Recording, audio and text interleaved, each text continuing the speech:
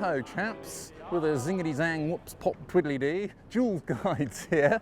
Today we're going for a delightful walk by the river again, but this time on the other side of the river towards Rotherhithe. So let's go check it out.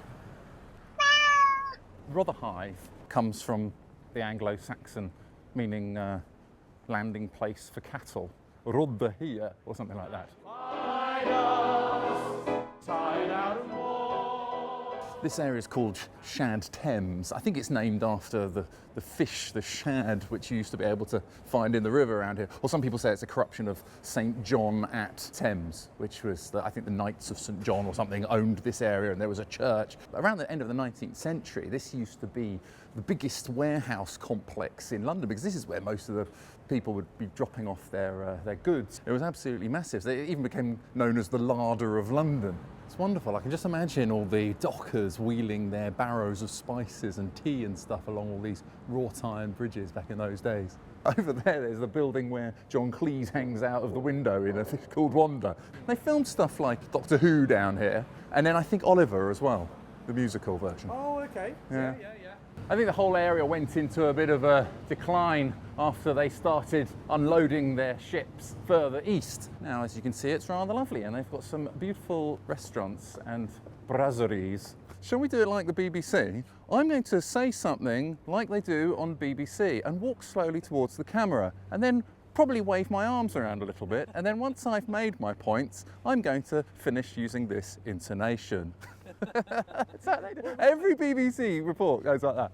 This is St. Saviour's dock. I think I mentioned in my Wapping video that cargoes would remain on ships for weeks sometimes, and it would attract pirates to come and steal the stuff. And if you got caught stealing something, they'd hang you here at St. Saviour's dock.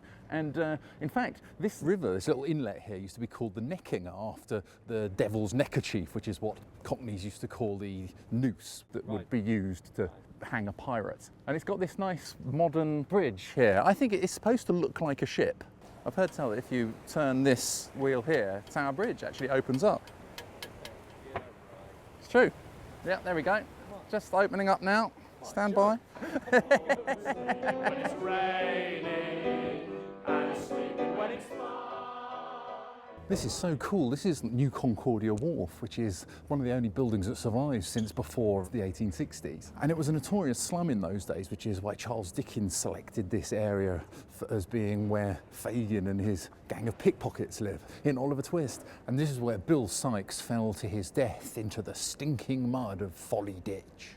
Probably off one of these buildings, I expect. It really looks Dickensian, actually. It's very authentic indeed. Doesn't that look beautiful? Don't you think? The warehouse is up there. Do you like that? I like that. You don't, do you? I believe this is Cherry Garden Pier, which is, yeah, this is where Samuel Pepys, the famous diarist, he used to come and buy cherries for his wife. You know that famous painting, when Q meets James Bond in Skyfall? You know, he sits next to him in the gallery. Yeah. They're looking at this painting and he's going, oh, it's a bit sad, isn't it? An old wreck being pulled off down to the scrap heap. I think it's called, yeah, The Fighting Temeraire by Turner. I think it's in the National Gallery, or somewhere along here, was where Turner was sitting when he painted it. It's quite nice, and it's also where you'd have to toot your horn if you wanted Tower Bridge to be opened up. Okay. Yeah, it used to open up several times a day when they first built it. What was Samuel Pepys doing around here anyway? He lived on the other side of the river. I mean, I thought that the whole south bank of the river was sort of a no-go area. It was regarded as quite a dangerous place to frequent. Yeah. Samuel Pepys used to work for the Admiralty or something, didn't he? So I suppose he probably would have had to come down here in the course of his work. Yeah, coming up here is this big open space of greenery, but I think you might be able to see some remnants of the old big manor that belonged to King Edward III. Not much to see really, but historic sites can be dangerous. How is that going to be dangerous? Oh well, anyway, that pub over there, the Angel, is where Judge Jeffreys used to sit and watch the hangings at Execution Dock, because Execution Dock, if you watch my Wapping video from a few weeks back, was right opposite over there.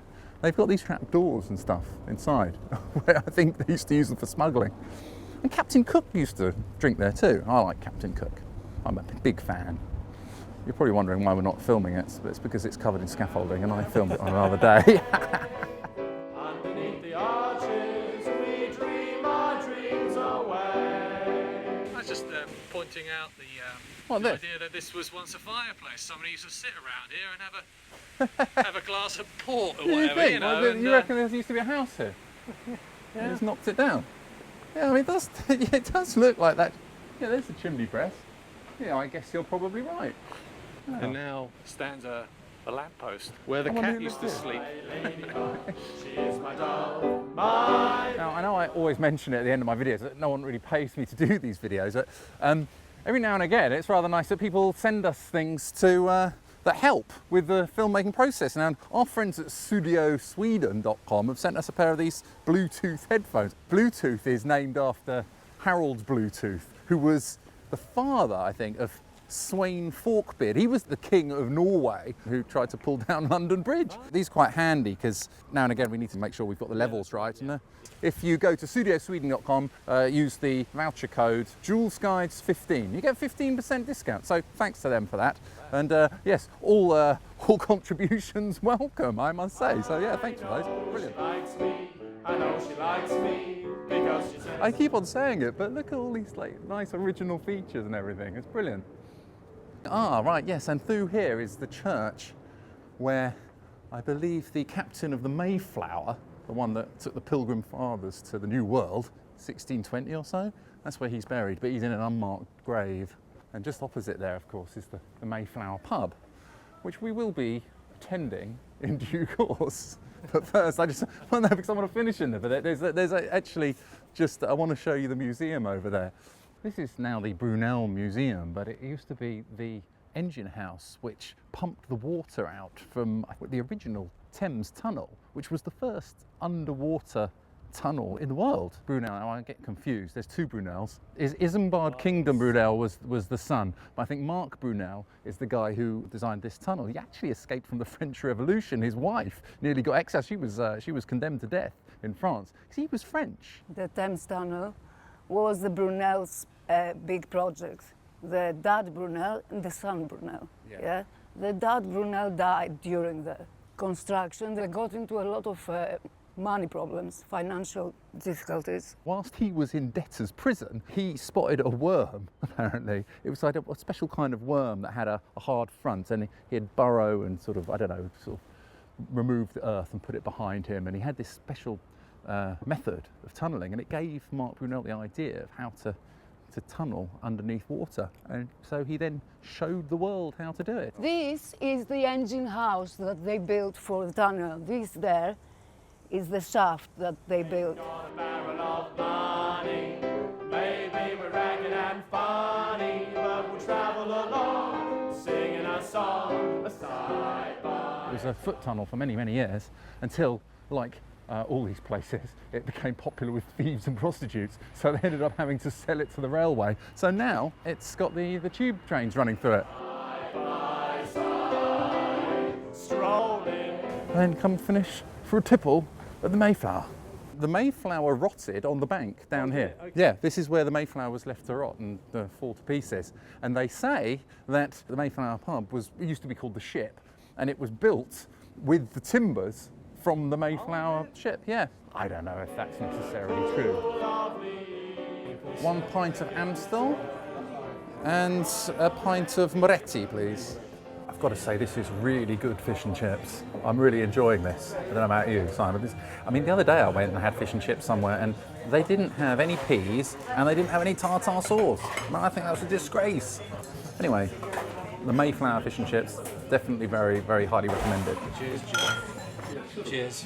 Subscribers. Cheers, thanks for watching, and I hope you enjoyed my videos. If you do, don't forget to subscribe to the channel by hitting the red button, and also you can offer some contributions if you like via PayPal or become my Patreon to help things ticking over, or do please share the videos on social media and get in touch via my website if you want a private tour of London, because Christmas is coming up and it might be a nice way to spend the Yuletide season.